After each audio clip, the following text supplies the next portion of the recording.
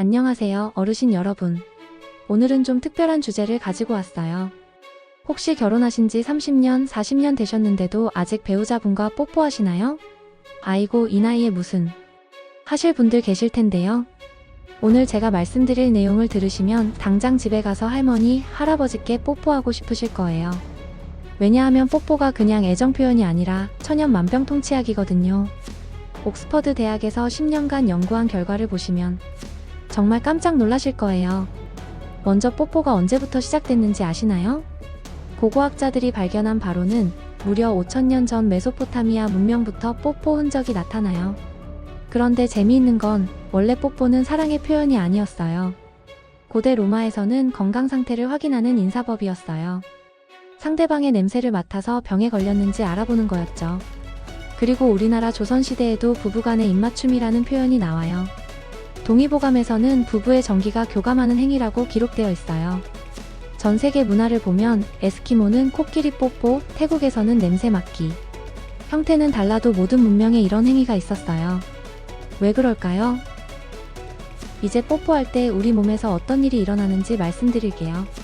첫 번째, 뇌에서 일어나는 변화.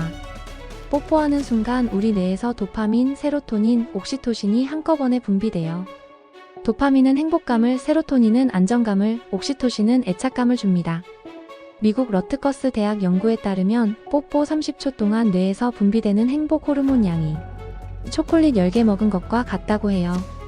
두 번째, 심장과 혈관 변화. 뽀뽀하면 심박수가 분당 100에서 150회까지 올라가요.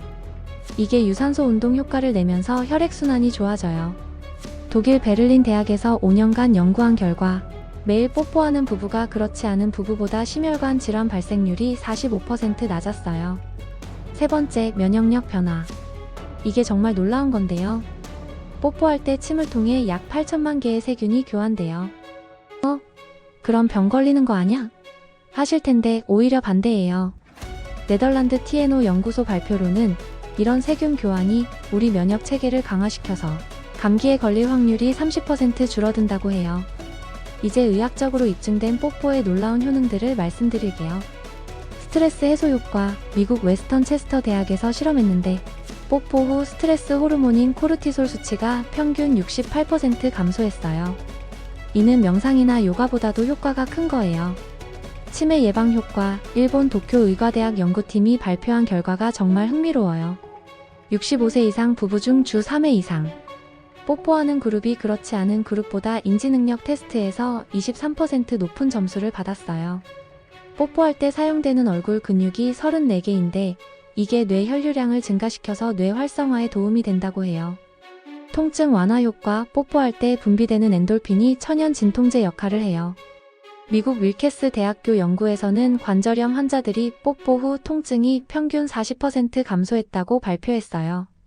혈압 조절 효과. 오스트리아 비엔나 의과대학 5년간 추적 연구 결과 매일 뽀뽀하는 70대 부부들의 혈압이 그렇지 않은 부부보다 평균 상압 12mm 머큐리, 하압 8mm 머큐리 낮았어요. 이제 OX 퀴즈를 통해 뽀뽀에 대한 잘못된 상식들을 바로잡아 드릴게요.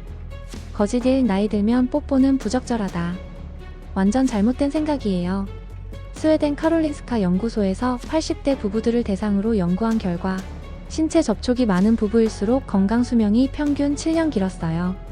거짓이. 뽀뽀하면 무조건 병 걸린다. 이것도 틀렸어요. 물론 감기나 독감 걸린 상대와는 피해야 하지만 건강한 상대와의 뽀뽀는 오히려 면역력을 높여줘요.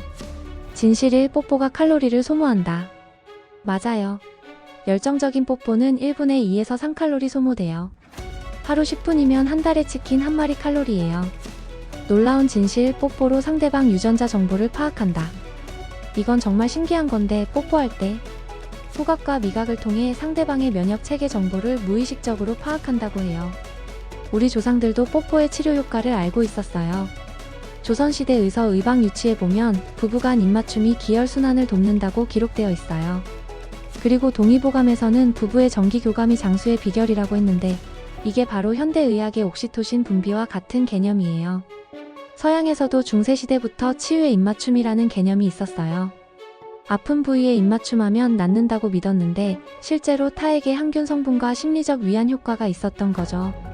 현대의학에서 이런 전통 지혜들이 하나씩 과학적으로 입증되고 있어요. 그럼 건강하게 뽀뽀하는 방법 알려드릴게요. 올바른 뽀뽀법. 1. 구강 위생이 가장 중요해요. 양치질, 가글은 기본.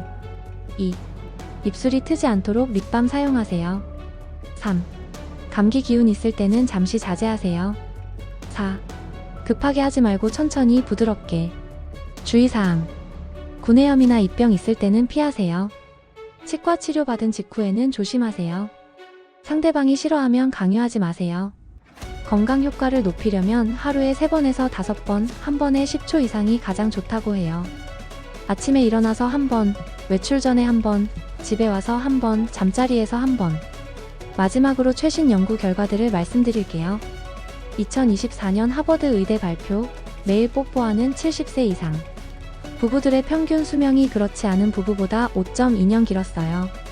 서울대병원 2023년 연구, 뽀뽀를 자주 하는 한국 부부들의 우울증 발생률이 일반 부부보다 38% 낮았어요. 영국 옥스퍼드 대학 10년 추적 조사. 매일 뽀뽀하는 부부 이혼율 12%. 월 1에서 2회 뽀뽀하는 부부 이혼율 34%.